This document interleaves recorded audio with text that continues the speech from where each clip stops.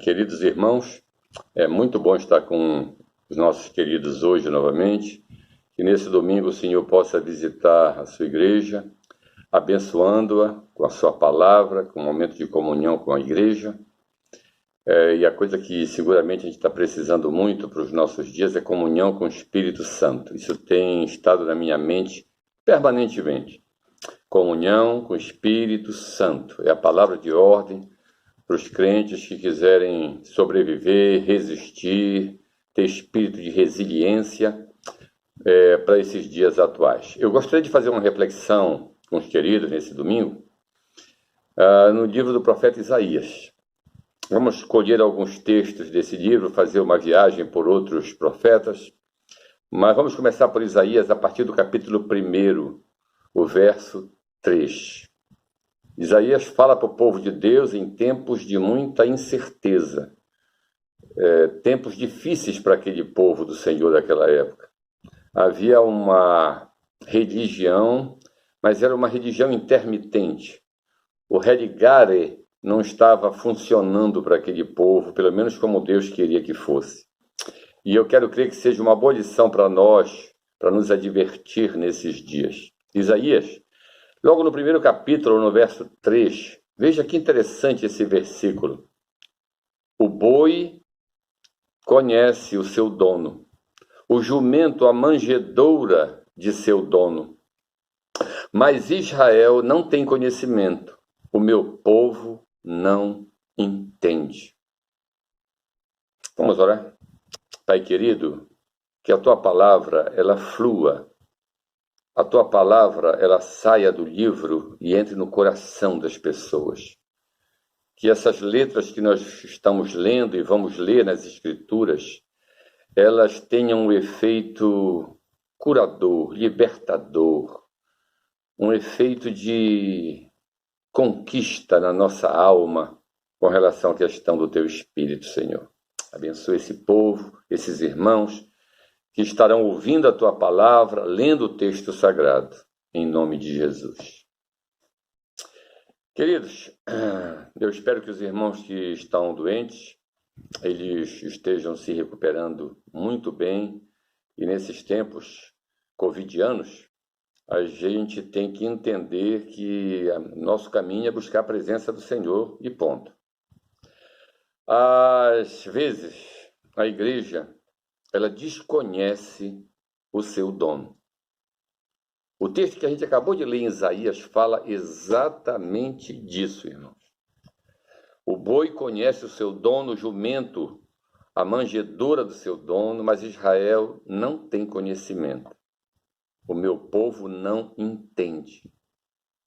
É sobre essa matéria que eu gostaria de tratar com os irmãos nesta noite. O próprio profeta Isaías, ele coloca que as pessoas não estavam percebendo naquela época o que Deus estava querendo falar. E hoje, meus irmãos, a coisa é muito repetitiva. A gente não percebe os movimentos de Deus. Apesar dos avisos, apesar do que tudo que está escrito na sua santa palavra já revelada para nós, o povo não consegue descobrir a mensagem de Deus, o que Deus está querendo de cada um de nós. Muitos de nós somos como profetas desconectados. A gente parece assim que perdeu essa noção de que Deus está fazendo obra e que essa obra tem a ver conosco. Nós somos alvo principal dessa obra no meio de toda a calamidade, todas as intempéries que têm acontecido. E Deus tem um plano bem específico para os seus escolhidos. Isaías, no capítulo 25, verso 11, fazendo um contraste entre o povo de Deus e os ímpios, ele diz assim: Moabe estenderá as mãos entre eles, como o nadador para nadar, mas o Senhor abaterá a sua altivez, mesmo com a perícia das suas mãos. Ou seja, mesmo Moabe sendo uma nação ímpia e se achando achando que podia desdenhar do povo de Deus, e existiram outros povos parecidos com Moabe, Edom, a mesma coisa, representam essas nações ímpias que ignoravam as ameaças de Deus. As coisas estavam acontecendo e essas nações simplesmente não atribuíam a Deus qualquer tipo de castigo que pudesse vir. E eu me lembro muito bem, eu acho que 2, 3 anos atrás, a questão lá do Sambódromo de São Paulo, a torcida do Corinthians, lá Gaviões da Fiel, fez aquela encenação perversa, maligna, expondo a figura do Senhor Jesus sendo derrotado por Satã. E zombaram de tudo isso. Isso aí as pessoas fazem, isso é uma coisa muito clara, para aparecer na mídia, para ser um show, para que todo mundo possa comentar. Hoje é muito natural as pessoas mexerem com a religião dos outros, serem sarcásticas, porque elas sabem que isso dá ibope. E eu comparo esse povo que usa os elementos sagrados das religiões exatamente como esse povo de Moabe, que desdenhavam do povo de Deus, e outros povos fizeram coisa semelhante. A Bíblia diz o seguinte, irmãos, no capítulo 26 agora, e o versículo 1: naquele dia se entoará um cântico na terra de Judá. Uma cidade forte temos, que Deus pôs salvação por muros e antimuros. Abri as portas para que entre a nação justa, que observa a verdade. Verso 3: tu conservarás em paz aquele cuja mente está firme em ti, porque confia em ti. Esse texto bíblico aqui, irmãos, ele é muito pertinente. Está todo mundo hoje em dia buscando um alívio para a sua alma. Quantas e quantas pessoas nessa calamidade, e eu não quero colocar aqui a questão política no meio, mas estão sofrendo de angústia, sofrendo de tristeza, sofrendo porque não conseguem recobrar o prazer pela vida, o bem-estar, a alegria. E os crentes estão diminuídos na sua alegria da salvação. A Bíblia fala que a gente tem que se alegrar com a salvação com a qual nós fomos contemplados. E, infelizmente, muitos crentes se perdem no problema. Muitos crentes estão vivendo apenas esse mundinho que se tornou pequeno demais para essas pessoas, porque estão totalmente absorvidas mentalmente no problema. E é isso que a palavra diz: tu, Senhor, conservarás em paz aquele cuja mente está firme em ti, porque confia em ti. Essa é a questão, a batalha aqui dentro, irmãos, da nossa mente. A gente entender que o nosso Deus colocou essas coisas todas nesse mundo para justamente nos servir como trampolim para a maturidade e para a edificação espiritual. Não tenham dúvida disso, irmãos. É tempo de separação, de saber quem é quem. É um tempo em que a gente tem que mostrar para Deus tudo que nós aprendemos na escola bíblica integral, tudo que nós aprendemos nos cultos, nas palavras, nos estudos bíblicos, nas vigílias, nas orações. É tempo da gente colocar para fora todo o relacionamento que nós construímos com Deus nesses anos todos. Agora vem uma pandemia, a imprensa faz um trabalho sórdido de querer encher a cabeça da população de nóia, de estresse, e subjugue essas pessoas. Você não precisa passar por isso. A sua comunhão é com Deus. A sua imprensa é lá no céu. As notícias que você tem que receber é do céu, são do céu. Notícias que venham do céu. O que diz a segunda carta de Paulo aos Coríntios, fugindo um pouquinho de Isaías, lá no capítulo 10, verso 5? Levando todo o pensamento cativo à obediência de Cristo. Não deixe a sua mente lhe dominar. Não deixe as más notícias, os seus amigos, supostos amigos, lhe dominarem. Não deixe a sua mente mandar em você. Entregue a sua mente aos cuidados de Cristo. Leve o seu pensamento cativo à obediência de Cristo.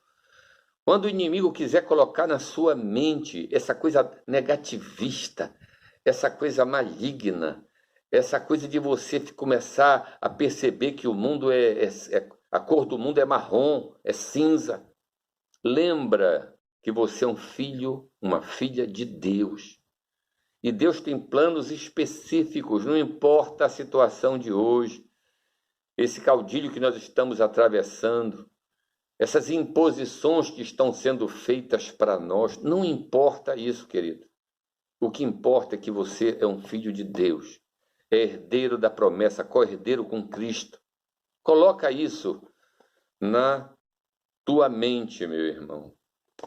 Portanto, não se fie nas suas emoções. Eu quero deixar isso bem claro para você. Se fie nas suas convicções. Se entregue àquilo que você crê. Nisso sim você tem que ser solto. Se entregar aquilo que você crê. E naquele em quem você crê, que é o nosso querido Senhor. O sábio disse: eu trago à memória o que me dá esperança. Coloca isso. Alimenta a tua mente com essas bênçãos de Deus. Eu trago à memória. Eu vou ser seletivo. Eu não vou deixar entrar lixo na minha mente. Eu trago à memória aquilo que me dá esperança. Bom, vamos voltar agora assim para Isaías, no 26, verso 4, diz: confiai sempre no Senhor, porque o Senhor Deus é uma rocha eterna. Entendeu, irmãos? Deus não é uma coisa gelatinosa, não é uma coisa escorregadia, não é uma coisa que você consegue se sustentar um momento e depois, no outro momento, não. Deus é a nossa rocha eterna. A Covid, ela revelou muitos crentes intermitentes na sua fé. Muitos crentes que, às vezes, quando fazem as suas súplicas, fazem em tom de desespero e não de proclamação de fé. Nós temos que ser crentes, queridos, e que a gente use a nossa fé e não o desespero para tentar alcançar uma bênção libertadora da parte de Deus. O nosso Deus, ele é um Deus sólido, uma rocha eterna, o Deus Todo-Poderoso. Olha agora aqui o que diz o verso 7. O caminho do justo, falando agora do justo, é plano. Tu, que és reto, falando agora de Deus, nivelas a sua vereda. Que coisa boa isso, irmão. Deus é um Deus retilíneo. Deus é um Deus sólido. É um Deus em que a gente pode estabelecer as nossas estacas, que Ele vai sustentar como grande alicerce que Ele é da nossa vida. E Ele diz assim: no caminho dos teus juízos, Senhor, esperamos por Ti. No Teu nome, na Tua memória está o desejo da nossa alma. Isso aqui é um ponto bom para a gente refletir, irmão. Eu acho que esse é o ponto. Como é que nós temos buscado a Deus? É pela agonia, pelo sufoco? Ou porque é o desejo da nossa alma ter comunhão com Ele? É o desejo da nossa alma querer ver o nosso Deus fazer a obra que Ele tanto quer fazer no nosso coração e nos dar comunhão com Ele. Verso 9. A minha alma te deseja de noite, sim, o meu espírito dentro de mim diligentemente te busca. Porque quando os teus juízos estão na terra, os moradores do mundo aprendem a justiça. Ainda que se mostre favor ao ímpio. Vê como é que é o ímpio. Ele não aprende a justiça. Até na terra da retidão, ele pratica a iniquidade e não atenta para a majestade do Senhor. Verso 11, Senhor, a tua mão está levantada, mas eles, os ímpios, eles não a veem. Verão, porém, e confundir-se-ão por causa do zelo que tu tens pelo teu povo. E o fogo reservado para os teus adversários os devorará. Queridos, como nós falamos lá no início dessa reflexão, ímpio é insensível. O ímpio é insensível. Estão acontecendo essas coisas todas aqui no mundo inteiro. Pouca gente tem feito referência, tem pensado, isso aí não é coisa de Deus? Será que isso não é coisa de Deus? Será que Deus não está irado? Será que Deus não está enojado de ver tanta coisa errada, imunda, carnal acontecendo nesse mundo? A idolatria, a corrupção generalizada, seja no poder público, em qualquer esfera do poder público, seja lá no feirante, lá no guarda de trânsito, lá no hospital, superfaturando notas e outras coisas. Deus está insatisfeito porque a sua palavra não tem sido cumprida na terra. Eu vejo isso, irmãos, como Deus profundamente triste com o que não foi aprendido ainda do Evangelho. O verso 12 diz: Senhor, tu darás para nós a paz, pois fizeste por nós todas as nossas obras. Isso só mostra a nossa insignificância e insuficiência. O Senhor nos dará a paz. O objetivo do Senhor, o desejo do nosso Deus é nos dar a paz. E ele diz, e foi tu que fizeste isso, todas as nossas obras. Tudo que a gente faz de bom, irmãos, é fruto única e exclusivamente do agir de Deus na nossa vida. Ninguém se gabe de alguma coisa boa que porventura possa fazer. O verso 16 diz, Senhor, olha só o que ele diz, na angústia te buscaram, quando lhes sobreveio a tua correção, derramaram-se em oração. Queridos, é só quando sobrevém a correção de Deus que a gente tem que ficar se derramando diante dele. Eu estou agora em 3 locais de oração, 3 grupos que pediram para a gente fazer orações. Por que a gente não se reúne antes? Por que a gente não começa a clamar antes da crise, antes da luta? Por que a gente deixa para que venha todo esse abatimento para depois a gente reclamar? Por que as dificuldades, a gente tem tanta dificuldade para se aproximar de Deus nos tempos melhores? Por que o caminho do quarto é tão longo? É tão fácil, parece assim, que nós nos entretermos com outras coisas e não nos deleitarmos na presença de Deus e saber o que Ele quer de fato como vontade para as nossas vidas. O verso 18 diz, concebemos e tivemos dores de parto, mas isso foi como se tivéssemos dado à luz o vento. Livramento não trouxemos para a terra, nem nasceram moradores do mundo. Queridos, Deus, Ele castiga o ímpio. E quando nós nos parecemos com os ímpios, aí Deus nos castiga como Ele castiga os ímpios. Eu gostaria que você, nesse momento, refletisse um pouco sobre isso que Deus fala para o seu povo, comparando o seu povo com as mesmas práticas que os ímpios que não conhecem o Senhor faziam. E aí não há diferença entre o justo e o injusto, entre o ímpio e o que conhece a Deus. Aí vem o convite de Deus, verso 20. Vem, povo meu, entra em teus quartos, fecha as portas, esconde-te por um tempo até que passe a ira. O Senhor está saindo do seu lugar para castigar a terra pela sua iniquidade, e a terra descobrirá o seu sangue, e não encobrirá mais os seus mortos. Isso aqui é uma coisa dura de se ouvir. Deus sai para entrar em juízo contra a terra, contra o mundo. E a Bíblia diz que o juízo começa pela casa de Deus.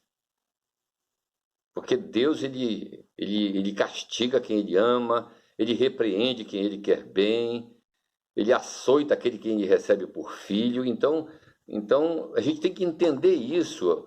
Essas coisas, essas chibatadas da vida, são lições de Deus para o nosso bem, para a nossa disciplina. É isso que a gente tem que entender. Há um juízo em curso sobre a terra. Os últimos recursos, queridos, estão chegando aqui no tribunal, lá no tribunal de Deus, lá no Supremo.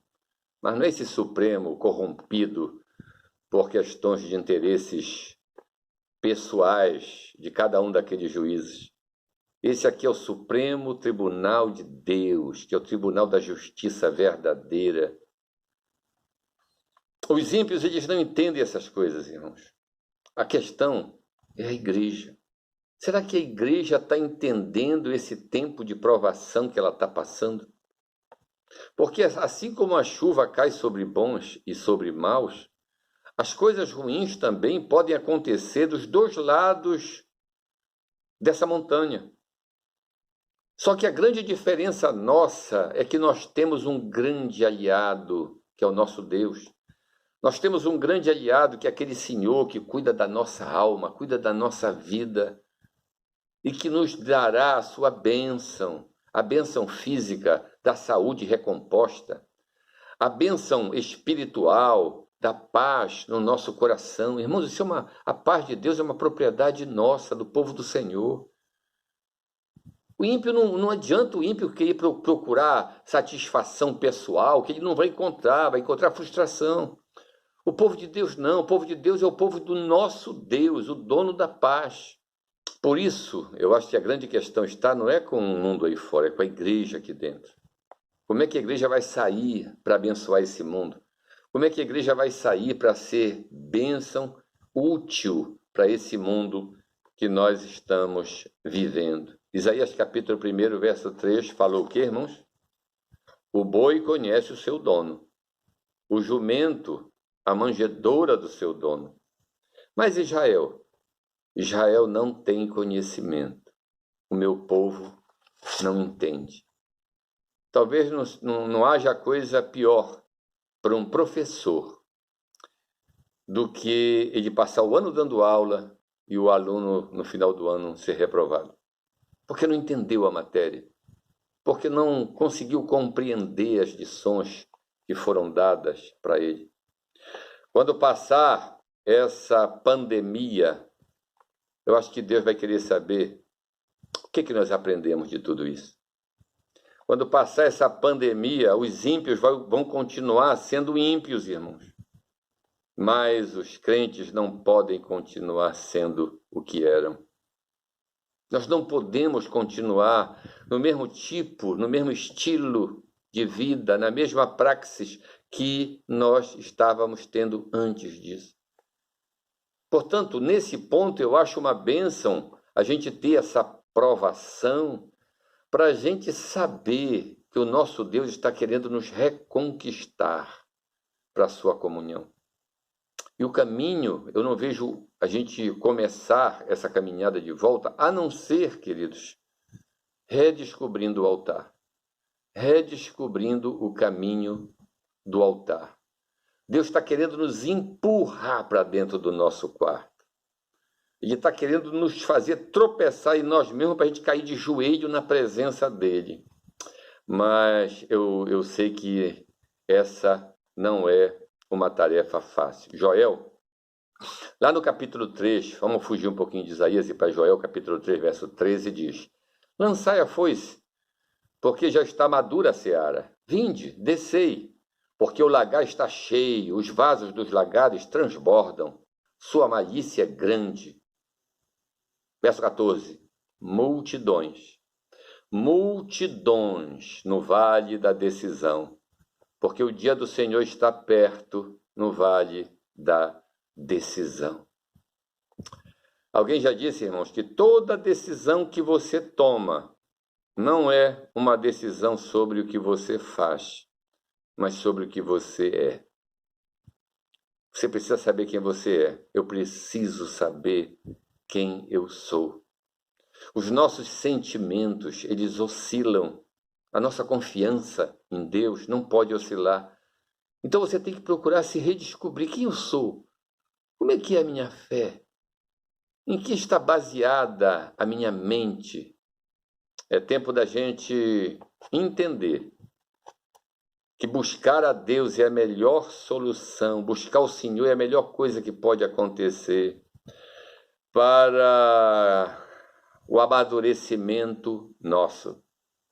E eu vou dizer uma coisa para vocês. Amadurecimento é aquilo que a gente aprende nas lutas do dia a dia e não no número de aniversários que nós celebramos. Amadurecimento não é idade acumulada.